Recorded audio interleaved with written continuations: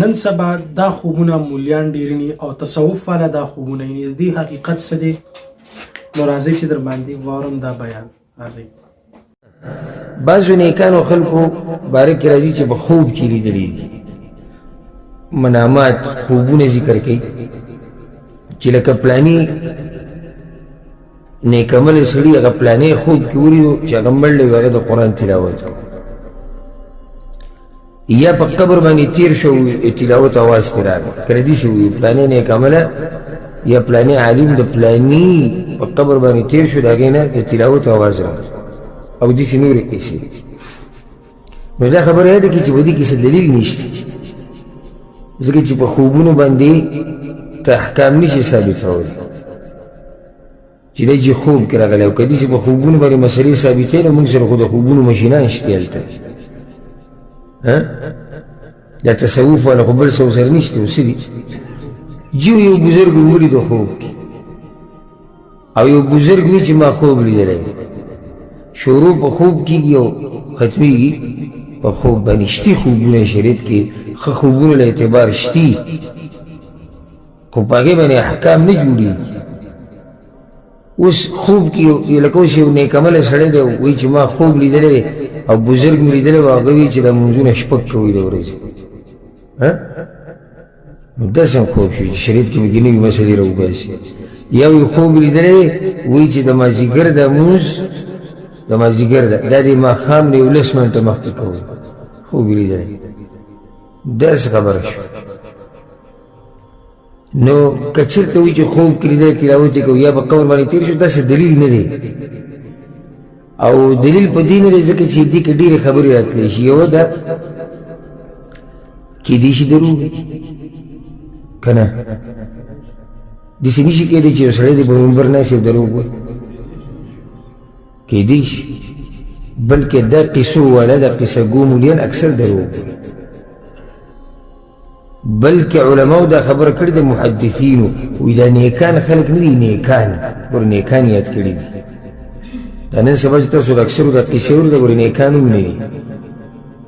محدثین دا وایي اکثر نیکان خلک په قصو کې دروغ وایي ولې دروغ وایي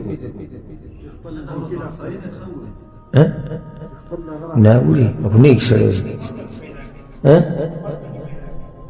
ولې به ګفن پیدا کړي خو ما وایي نیکان خلک دي نه دا خو به نیک سړی نه شو نه دا خو به نیک سړی نه شو تاسو څه وایي څوک وایي ریاکار دی څوک وایي شهرت دپاره څوک وایي خلک ډېرې موږ وایو نیکان خلک کله په قصو کې دروغ وایي قصه ګو مولیان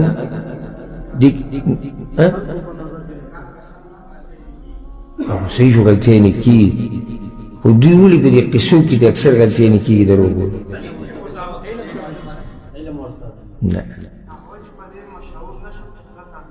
نه نه تاسو بل بجې تړئ دی وایي چې دا خلک د دین طرف ته راشي اوس یې پوه شو قصې وکړه د ځان نه یې جوړه کړه د دروغ ولي چې دا خلک دین ته میل شي لکه مثال کې قصې وکړه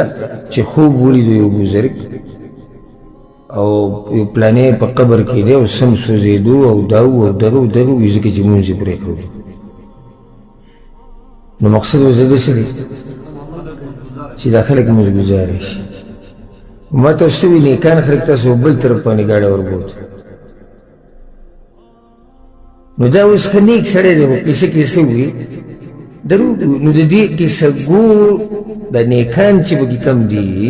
دوی نه ګوره دروغ ویلی کېږي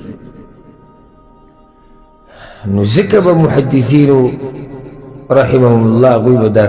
خبره کوله وایي د دې کیسه ګو که نیکان پکې دي د هغوی نه هم دروغ ویلی کېږي نو کیدای شي دا خبره صحیح دروغ دویمه ده کیدای شي شیطان ورته دا خوب ښوولی ولې نشي کېدی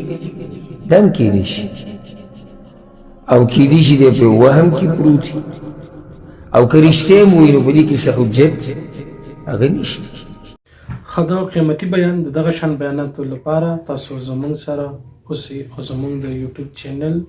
لازمي ځان سره سبسکرایب کړئ. السلام علیکم ورحمت الله.